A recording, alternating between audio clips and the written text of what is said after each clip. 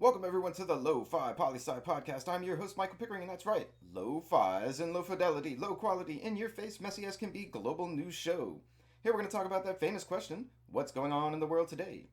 Today's show, we're starting off by announcing our weekly programming format. We're going 5 days a week, Monday through Friday, people. And we're starting to get into the real Lo-Fi Poli Sci with 3 new weekly segments. Weekly Wednesdays with Transparency International, Thursday's feature of Reporters Without Borders, and Friday's Freedom House. Today I'm going to go into more in depth on what each of these 3 organizations are, and then we'll cap off the show with 2 new stories. First up, starting next week, Weekly Wednesdays will be featuring Transparency International, an international organization based in Germany created in 1993.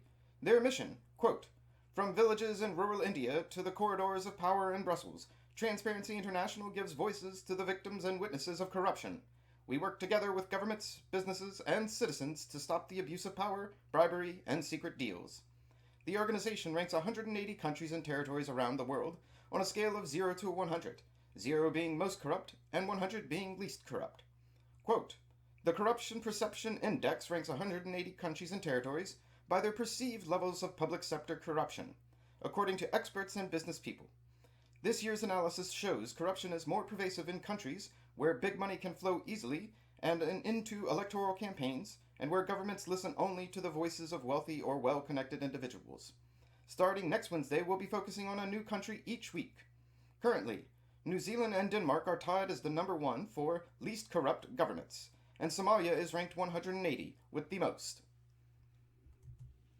Also starting next week, every Thursday will feature Reporters Without Borders, an international organization based in France created in 1985. The organization ranks 180 countries and territories around the world based on their level of media freedoms in the country, both constitutionally and in practice. Quote, "At the turn of the 21st century, nearly half of the world's population still lacks access to free information. Deprived of knowledge that is essential for managing their lives, denied their very existence, they are prevented from living a pluralist political system in which factual truth serves as the basis for individual and collective choices. Freedom of information is the freedom that allows you to verify the existence of all other freedoms." So far in 2020, 9 journalists and 1 media assistant across the globe have been killed. There are 237 journalists imprisoned, 122 journalist citizens imprisoned, and 14 media assistants imprisoned. Norway is ranked number 1 with the most free media in the world. Turkmenistan is ranked 180 with the least free media in the world. Every week we'll choose a new country to focus on. Our next news segment, next week, Freedom House Fridays. Founded in the U.S. in 1941, their mission, quote, "Freedom House is founded on the core convictions that freedom flourishes in democratic nations where governments are accountable to their people, the rule of law prevails, and freedom of expression, association, and belief, as well as respect for the rights of women, minorities, and historically marginalized groups, are guaranteed.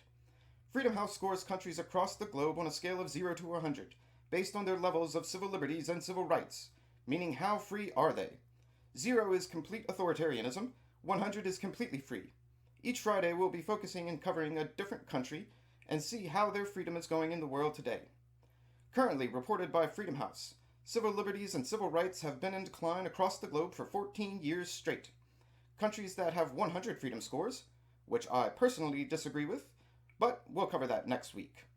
Sweden, Norway, and Finland are ranked the freest countries in the world with 100, while Syria is the least free country at 0, due to the crisis of civil war. And now we return to our regularly scheduled programming.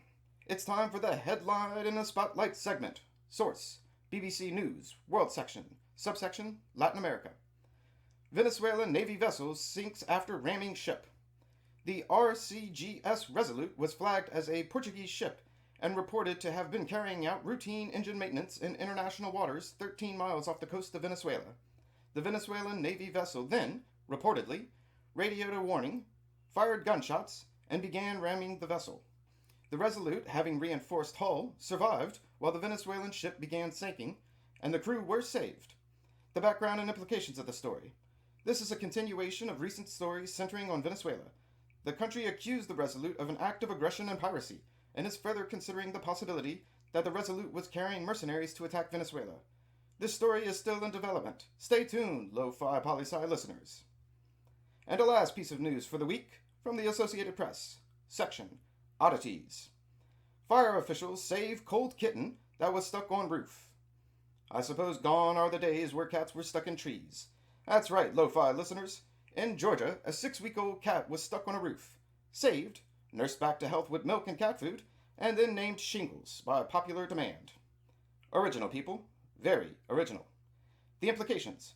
With everything going on in the world, it's nice to know that firefighters are still keeping up that good old-fashioned tradition of saving cats in high places.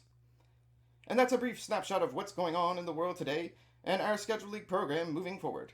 Let me say thank you so much for listening. Stay safe, wash those hands, and I'll see you on the next episode of the Lo-Fi Poli Sci podcast.